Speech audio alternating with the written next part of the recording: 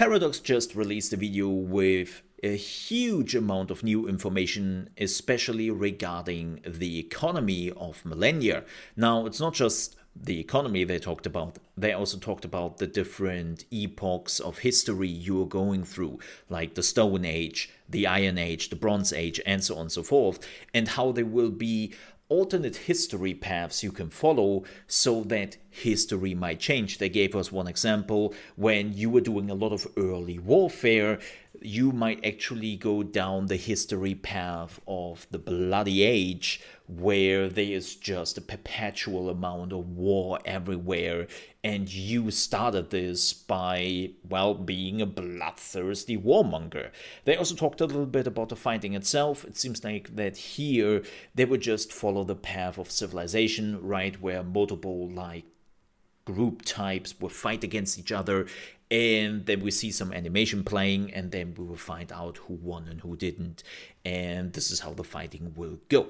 But the biggest part they actually talked about, and this is what I want to talk about in this video, is the economy, because as we all know, economies are super important in 4X games, and Millennia will be no different. Unfortunately, they didn't really show us too much new gameplay. What you are seeing here in the background is literally the video they released. It's mostly one of the developers are talking about the feature itself. But what is really interesting is it seems like Millennia tries to be closer to the ANNO series, and you might think, wait, what? How is that? Well, let me explain. It's pretty simple. When you are playing a civilization game, you need certain needs, right? Your people need food, they need production, and they want some entertainment, and they want housing so that your cities can grow. And the same thing does Millennia. Only difference here is already that they are going a little bit further, and that people want more stuff the further they are going through the different times, right? At the beginning, they are pretty much happy with having something to eat, having some water, and having a roof over their head, and then they will be super happy about it. The cities will grow. But later on, they want power, they want information, they want sanitation, right? They want more stuff from you, and you have to work for that.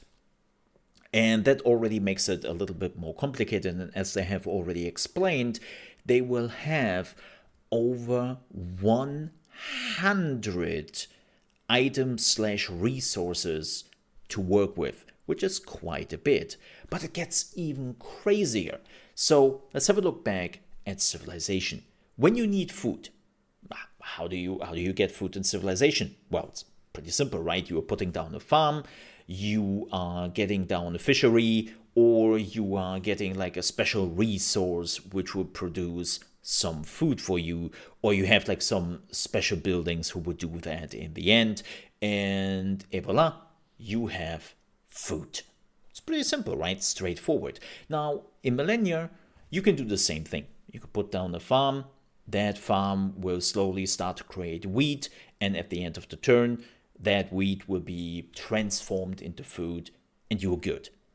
But, and this is where it becomes special, and this is where the ANNO comparison is coming in, you can do so much more with all the resources. Let's stick with the wheat here. You can just take that wheat, send it to a mill, and the mill will transform it into flour, and now it would be already much more worth of food than the wheat was. And then you can take that flour, send it to a bakery, and the bakery will produce bread, which is even more worth of that food production you would just get from using the wheat. And the same goes with production. The developers made an example with logs. You can just build a lumber yard next to the forest and that will produce logs, right? That's production, that's it. But you can basically send it off to a sawmill, and the sawmill will create, instead of just logs, they will create the next higher tier, and that will give you even more production. And so they will offer something like this with a chain of production for all the items in the game.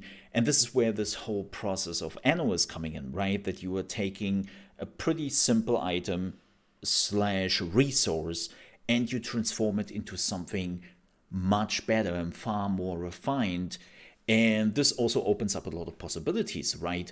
Like at the beginning, people just want to have a little bit of electricity, but later on, you have to produce much, much more electricity and much, much better electricity instead of just, let's say, burning coal, because that's maybe not enough at some point.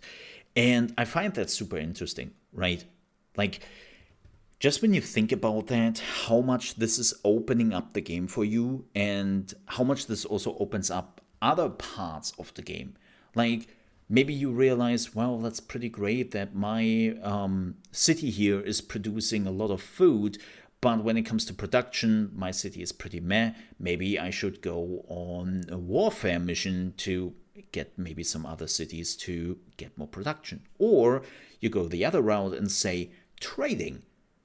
Maybe you can finally do some more trading in the game instead of just, like in Civilization, luxury goods, right? In Civilization, you're just trading luxury goods or some of the rare resources slash resources for warfare, and that was the maximum you could do.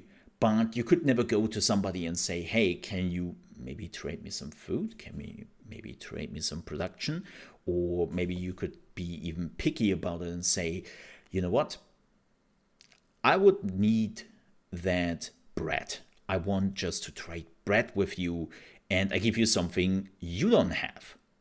Like, you don't really have fish because you're not living at the coastline. How about I'm trading fish for you, which will make people also happy that they finally have that and that they can eat something else instead of just eating bread the whole time. And so it really opens up the whole idea of more gameplay segments we didn't really had in a Civilization type of game before. And I'm really looking forward to that. Speaking of looking forward to it, I'm also looking forward to more Millennia videos. If you're interested in those, please don't forget to leave a like and also subscribe to the channel if you haven't already. And thank you so much for watching. I hope I see you next time. And if you have any other questions or ideas, let me know what you think down below in the comments. Until then, stay safe. Bye-bye.